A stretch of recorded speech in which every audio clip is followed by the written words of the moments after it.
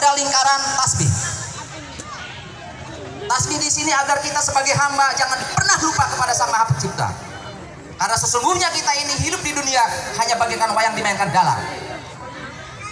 Kita diciptakan semata-mata hanya untuk sujud dan nyembah kepadanya, tidak lebih dari itu. Jadi jangan kita merasa pang-akangnya.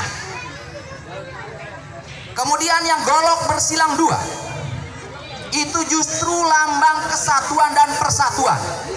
Syariatnya, hakikatnya Allah. Republik ini tidak bisa merdeka tanpa adanya kesatuan dan persatuan. Siapa yang butuh persatuan? Setuju Bapak-bapak? Maka sudah waktunya kita merapat barisan untuk bersatu. Jangan pernah lagi melihat perbedaan dan lambang yang berbeda. Tujuan kita sama.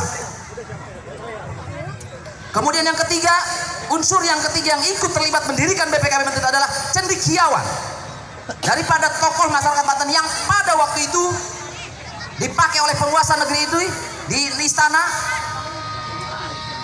Beliau pun bersumbangsi terhadap pendirian BPKB itu, yaitu menitipkan segi lima.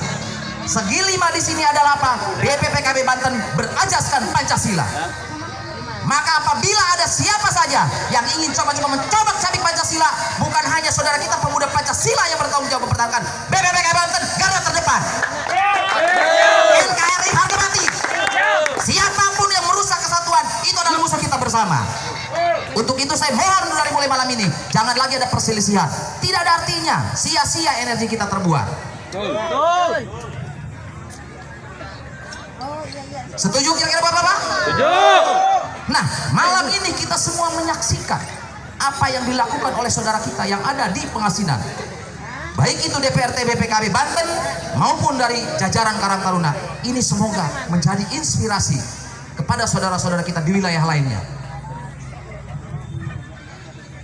Mohon izin Bapak-bapak, Ibu-ibu, pada saat waktu berdiri BPKB Banten tahun 1908, kami audiensi ke penguasa negeri ini. Pada saat itu Presiden kita Ibu Megawati Soekarno Putri. Ketika kami sudah sampai di istana, karena kebetulan beliau lagi menerima tamu negara, maka didelegasikan kepada Bapak Wapres Republik Indonesia pada itu, Bapak Hamzahas. Ketika beliau menemui kami, beliau meminta anggaran dasar dan anggaran rumah tangga. Kemudian beliau meminta waktu beberapa saat untuk membaca dan mempelajarinya. Setelah beberapa saat kemudian beliau keluar dengan mengucapkan istighfar tidak berhenti-berhenti.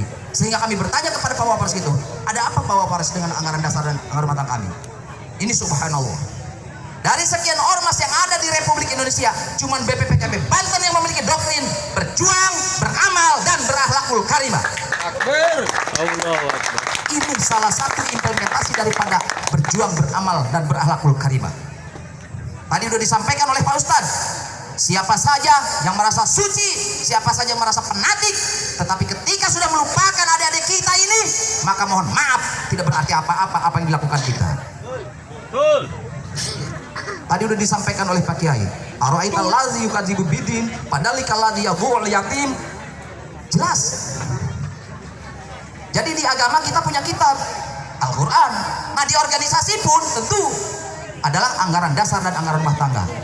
Saya yakin tidak ada satu anggaran rumah tangga ormas satu pun yang mengajarkan tidak baik. Artinya ketika terdapat hal-hal yang ganjil yang dilakukan oleh khususnya anggota BPKB Banten, itu saya nyatakan pada malam hari itu adalah oknum daripada BPKB Banten.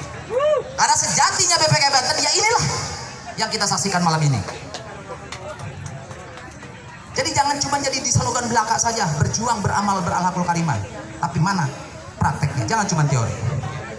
Nah berkaitan dengan doktrin tadi, maka anggota BPKB Banten tidak akan pernah terlepas daripada tiga unsur: masyarakat, alim ulama, dan pemerintah. Karena pada dasarnya ya kodrat manusia hidup bermasyarakat, punya tetangga, punya saudara dan sebagainya, bina hubungan baik di masing-masing tempat tinggalnya.